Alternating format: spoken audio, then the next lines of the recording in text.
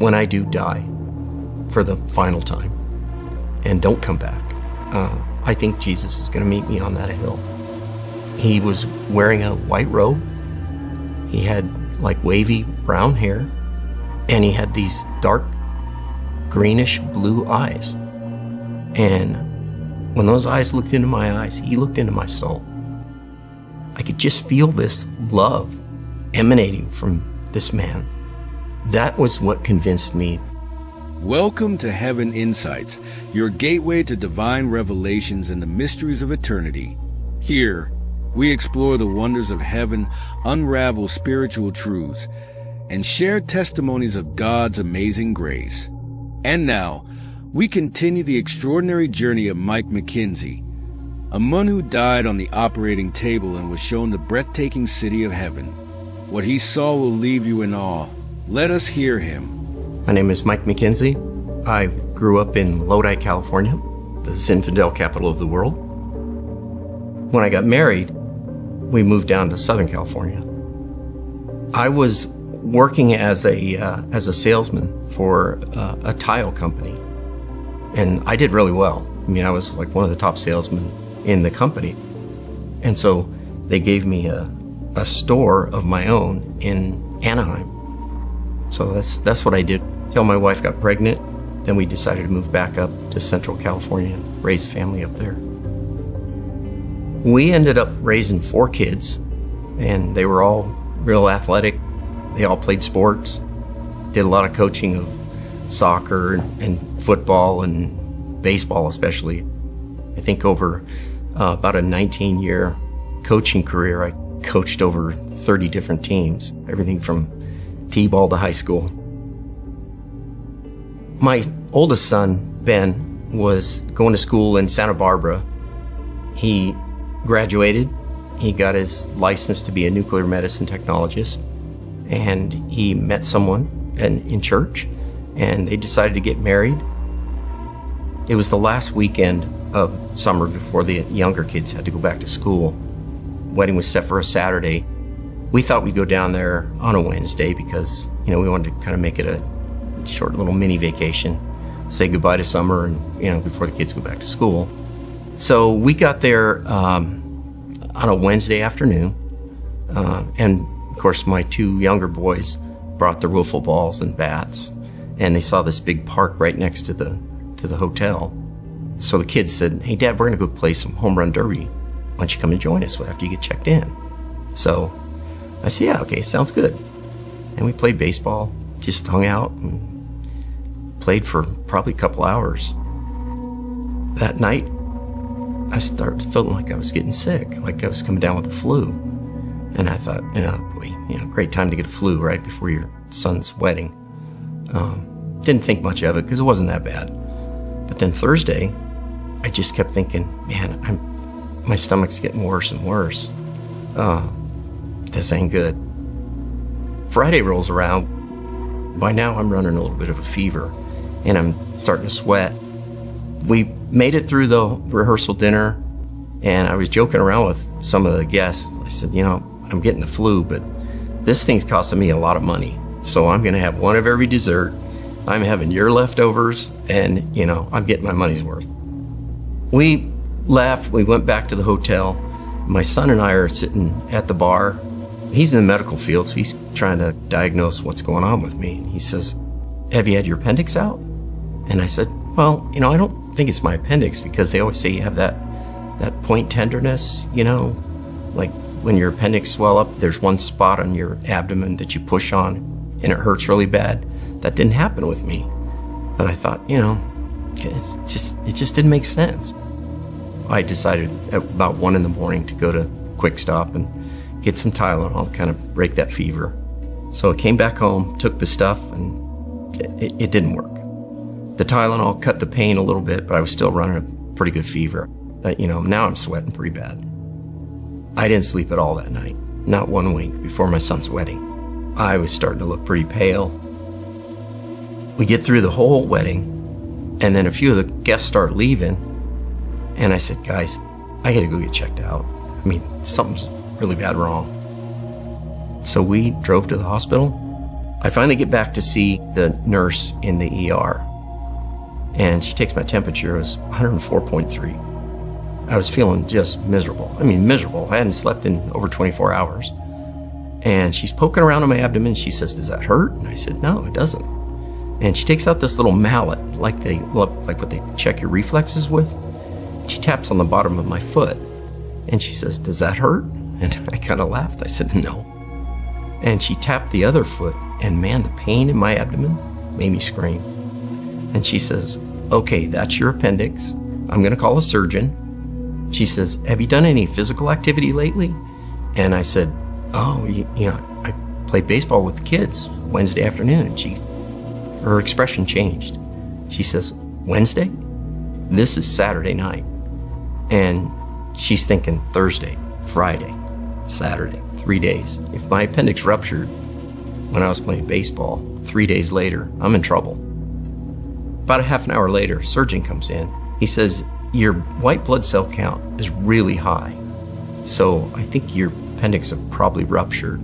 And he says, "If they ruptured, Wednesday, we got to get in there quick." They get me ready for surgery. They start the IV. They wheel me down the hall. I say goodbye to my wife. They burst open the doors of the surgery room. And I thought, man, it's freezing in here. But, I'm still 104 fever. And I was sweating, but I thought, gosh, it's so cold. I mean, how do these people work in this condition? They slide me over onto the surgical table, and I thought, this thing is tiny. I'm going to fall off. I felt like I had nowhere to put my hands. I looked to my right, and out of nowhere, Jesus is standing there. The physical person, and everything else just kind of disappeared. There were no other people in the room. And I look and I'm like really confused. I'm thinking, what is going on here? And then I thought to myself, did I die? And I thought, I've heard of people when they die, they see themselves floating up above their body. And I thought, well, I didn't do that, so I must not be dead. But what's going on? It wasn't like it was a dream. It was like heightened reality. And it started right when Jesus stood there. Everything was different. His skin was much darker than I'd seen as a kid. He almost looked like an Arab man. He was wearing a white robe. He had like wavy brown hair, and he had these dark greenish blue eyes. And when those eyes looked into my eyes, he looked into my soul. I could just feel this love emanating from this man. That was what convinced me that it was Jesus. Everything about him just radiated love. He holds out his hand and he says, "I want to answer your prayer." And I'm thinking, my prayer? What the heck? I didn't make the connection right away, but I thought, I used to pray as a kid that Jesus would show me heaven. I remember my grandfather passed away, and he was a Catholic, so we went to his funeral, and there was a priest up there, and he was holding this ball on a chain, and it had holes in it, and there's smoke coming out of it. And the smoke's going up, and the priest says, the smoke represents our prayers going up to heaven. They were talking about Grandpa's in heaven now. There's no more pain. There's no sadness. There's no tears. And I remember thinking as a kid, wow, sounds like a great place, I'd like to see that. I reached out, I took his hand. Immediately, when I took his hand, we were standing on a hill. Everything around me is white, like the whitest white I've ever seen. It's almost blinding. But I look down at my feet, and I'm barefoot. I'm still in a nightgown, the surgical gown. And I see this beautiful green grass. It's like it's manicured, it's perfect. It's bluish green, prettiest grass I've ever seen. And my senses were heightened to the point where I could count every single blade of grass under my feet. I could feel every blade of grass. I knew how many blades of grass were touching my feet.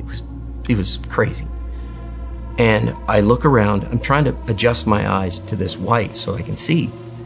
And I look, and off to my right is another brighter white, but this is like a light. And I look at that light and I think, wow, that's really cool, you know? And all of a sudden, out of that light, it starts sending these light beams. They look like fluorescent light tubes, you know, like you use in your shop, you know, the 4-foot things. But they're only about 2 feet long. They're about this big around. They're smooth, and they're glowing like the light. And so they start flying by me here. And everything is white, but these things are glowing white, almost like shimmering. It's weird. When I was looking at this, I was just in awe. And, you know, obviously confused. Still, I spent a lot of time confused because I'm thinking, what is this? Where am I? And I'm watching these things, and one of them is coming straight at my head. And I'm looking at this thing and I'm like, what am I supposed to do? You know, should I dodge this thing or what? You know, it hits me right in the forehead. And as it does, it makes this kind of buzzing sound, a light buzzing sound as it goes through me. And it warmed me, like all the way down to my feet. So that cold that I felt in the surgical room now is replaced with this beautiful warm feeling. All of a sudden, it's like somebody is pulling a curtain from my right to my left. And the white, whatever it was, the white fog or veil or just the whiteness just gets pulled to the side. And now I'm looking at this beautiful scenery. I see that I am standing on a hill. Below me are these little flowers. They're almost like, describe them like sweet peas. You know, like they have like these little, they're like little petals, little soft petals, but they're all like a pastel color. They're purples and yellows and orange and pinks and just beautiful. And they're moving like they're dancing in the wind, but there's no wind. So I'm thinking, well, why are they moving? And then at the bottom of this hill, the white that was pulled away from me is now settled in the valley. And there's a great big city down there. But I can only see the rooftops because it's like there's fog on top of the city. So I can't see the whole city, but I can just see the rooftops. And there's one real big gold dome, like a Capitol dome. And there's other smaller gold domes. I mean, the city's huge. It's like miles apart. And there's some other white things sticking through, almost like church steeples, like spires. Behind that city, on the other side of the valley, there's another mountain, and it's pretty big. And it's covered in these pine trees, but they're like perfectly shaped pine trees. They're all beautiful green. And then above that is like the most beautiful sunset I've ever seen. Right above the trees, it was like reds and oranges and yellows, and then it turned into the purples and greens and blue, like bright blue at the very top. And so now these tube lights are still bouncing around, going by me, but now they're going across the valley, and one of them goes and it hits the edge, the tip of one of the trees, and it's like it had a diamond on it, because when that thing hit the tip of the tree, it burst into hundreds of tiny little light streaks. And pretty soon, the whole mountain is lit up with these bursting white beams of light, and they kept going too. They would go all over the place. I mean, it was like a big giant fireworks show, but it was all white, like glowing fluorescent white. You know, I'm just looking at it, just going, this is amazing. And when I look back at the light where they were starting from, emanating from, Jesus says to me, it's the glory of the Lord.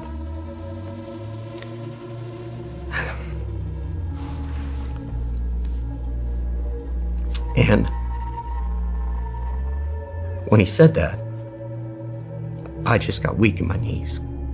And I fell to my knees. And with the instant my knees hit the ground, they shocked me and they brought me back. So now instead of this beautiful scenery, I've got a doctor leaning over me wearing a mask, and he says, "Do you know your name?" I opened my mouth to talk and my mouth was just so dry, but I was able to get out the words, "Mike." And he says, "Oh, good." He says, "Do you know where you are?"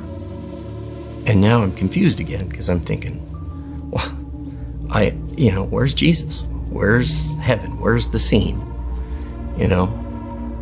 And he says, again, "Do you know where you are?" And I'm running through my mind, okay, oh, the wedding. Oh yeah, look, I'm in Ventura. So I said, "Ventura." And he looks at me and he says, "Okay." And he says something to the people in the room, and now I realize that there's like 5 other people in the room, all dressed in scrubs. He says, he's gonna be okay, or he's back, something like that. And and he says, "Let's get him up to ICU."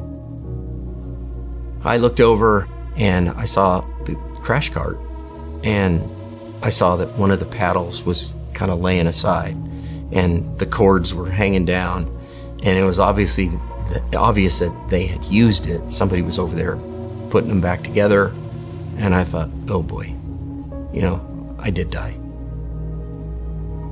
The surgeon came in to see me the next day as he's kind of checking out the stitches and, poking around, checking my temperature.